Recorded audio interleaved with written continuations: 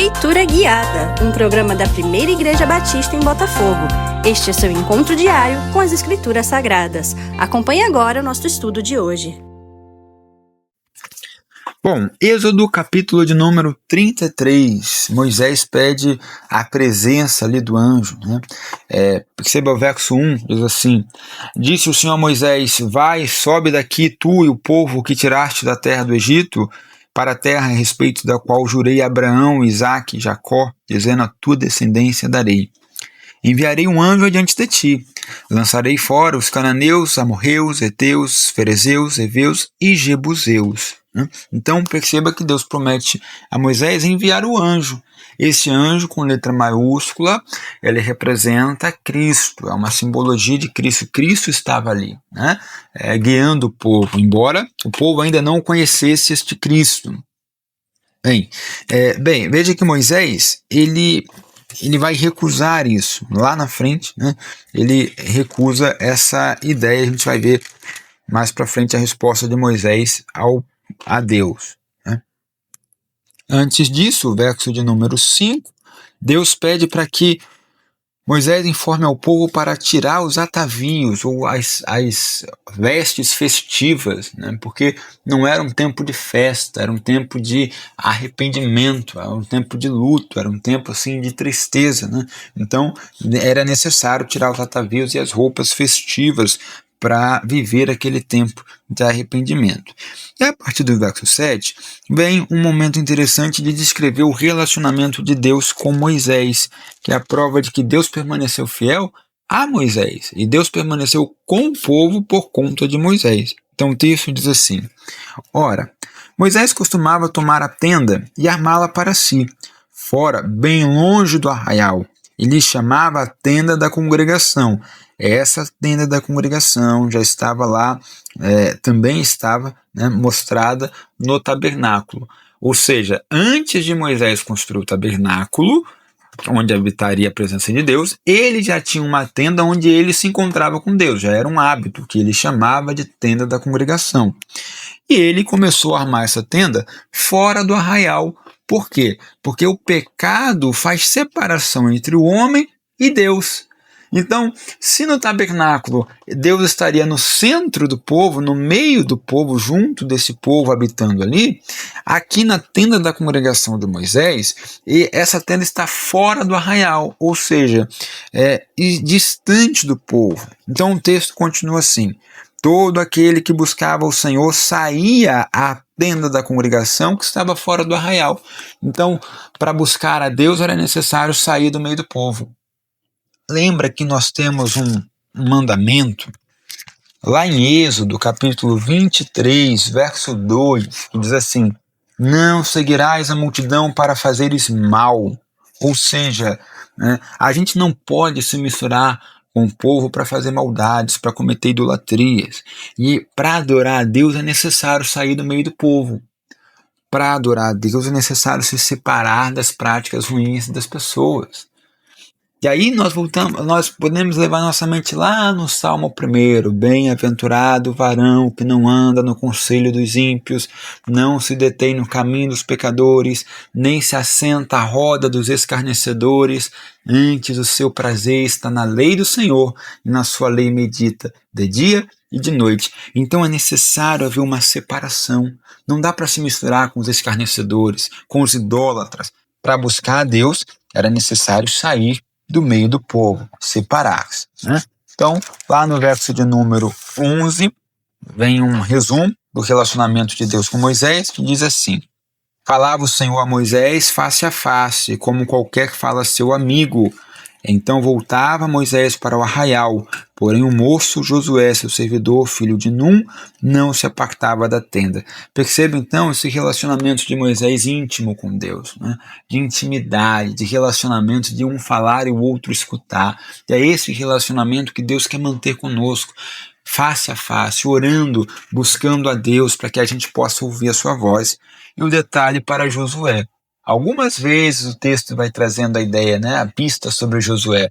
Josué estava ali ao lado de Moisés, ao lado da liderança, aprendendo com o relacionamento de Josué, de Moisés com Deus.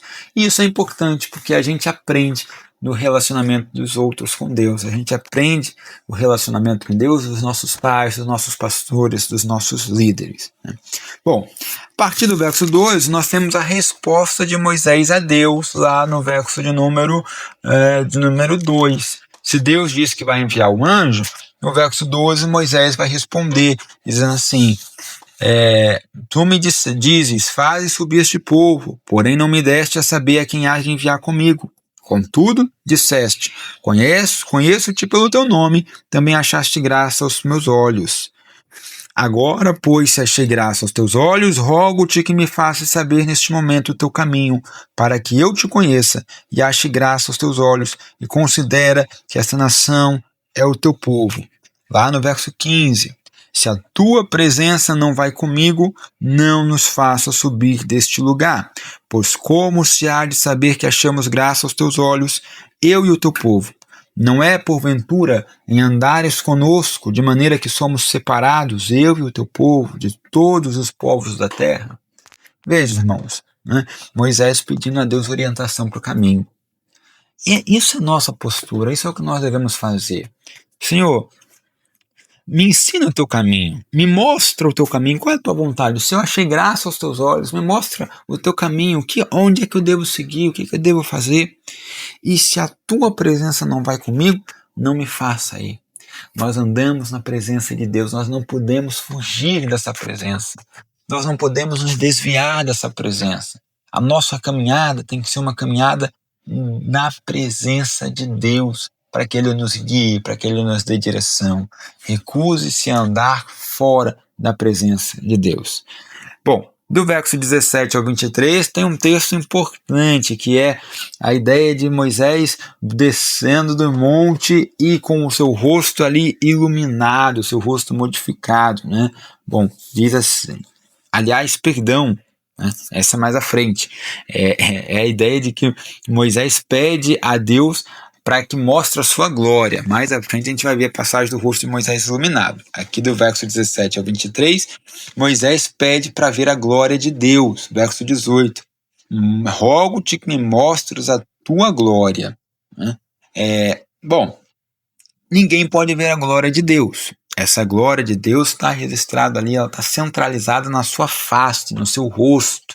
A gente não contempla o rosto de Deus, né?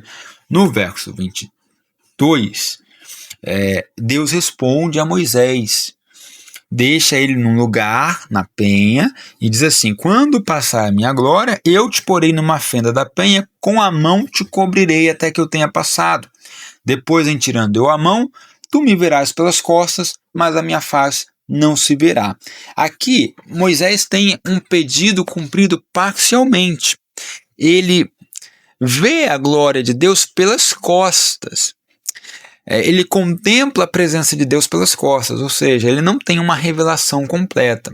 Esta revelação ela vai se cumprir de forma completa lá no livro de Mateus e de Lucas, no Monte da Transfiguração. Quando há o Monte da Transfiguração, Jesus sobe ao monte levando Pedro, Tiago e João, aparecem lá no monte Moisés e Elias e conversam com Jesus face a face. Ali, Moisés, então, tem a sua promessa, o seu pedido sendo atendido, ele vê a glória de Deus, que é Jesus. Ele vê Jesus glorificado, transfigurado, assim, mudado, né? O pedido de Moisés está se cumprindo ali no Novo Testamento. Bom, a partir do capítulo 34, nós temos novas tábuas que são entregues ao povo, ou seja, é uma renovação da aliança, um quebrantamento e uma nova aliança de Deus com o povo, já tendo perdoado o povo do pecado, né? Do pecado da idolatria. Nesta aliança, do verso 10 em diante, ele vai reafirmando alguns princípios e alguns mandamentos. Por exemplo, lá no verso 14, não adorarás outro Deus, pois o nome do Senhor é zeloso. Sim, Deus zeloso é Ele. Verso 17, não farás para ti deuses fundidos.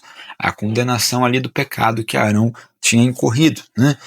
No verso 16, ele traz a ideia de proibição do casamento misto, casamento com outros povos, né? para que não houvesse uma corrupção da religião, uma influência da religião entre os povos cananeus e hebreus. Aí ele fala das festas que ele já havia falado antes, ele vai falar do sábado, lá no verso de número 21, das ofertas, da consagração do primogênito. Tudo isso são temas que ele já trouxe lá atrás. E no verso de número 29 em diante até o 35, aí sim nós temos o relato do rosto de Moisés resplandecendo. Então Moisés desce do monte com as 2 tábuas do testemunho. Agora essas tábuas não serão quebradas. E ele não sabia que a pele do seu rosto resplandecia depois de Deus falar com ele. Ou seja, ele estava mudado, ele tinha visto a glória de Deus, ele estava agora resplandecendo. Algumas pessoas entendem a ideia de que ele estava mais... as pessoas olhavam para ele com uma autoridade maior.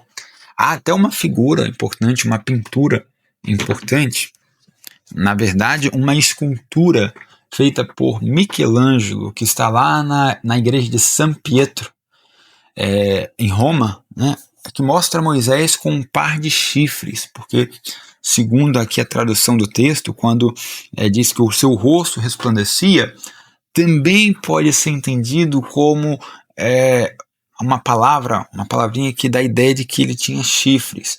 Óbvio que não é essa a tradução literal, que o texto não quer dizer que Moisés tinha chifres, mas é uma ideia de que Moisés estava mudado, estava diferente, tinha autoridade, né? É a palavra hebraica karan.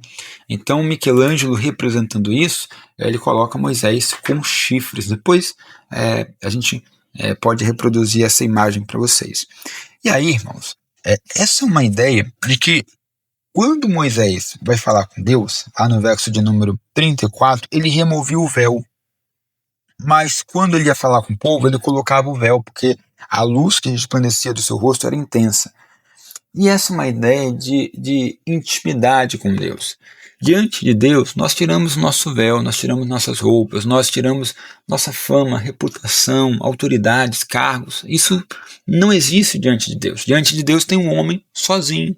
O homem só, o homem no seu estado em que ele é pecador, vulnerável. Mas na frente dos homens Moisés colocava o véu, porque ele tinha ali autoridade, ele resplandecia, as pessoas viam isso em Moisés. Então nós precisamos entender que os nossos papéis públicos, as nossas funções públicas, elas não devem estar nos nossos momentos de oração, nos nossos momentos de intimidade com Deus. Ali nós somos só nós, os seres humanos, criaturas de Deus, um Deus que nos conhece, né? E traz a ideia de intimidade. É esse tipo de intimidade que Deus quer ter com você. Uma intimidade que te muda, que transforma, que muda a tua aparência.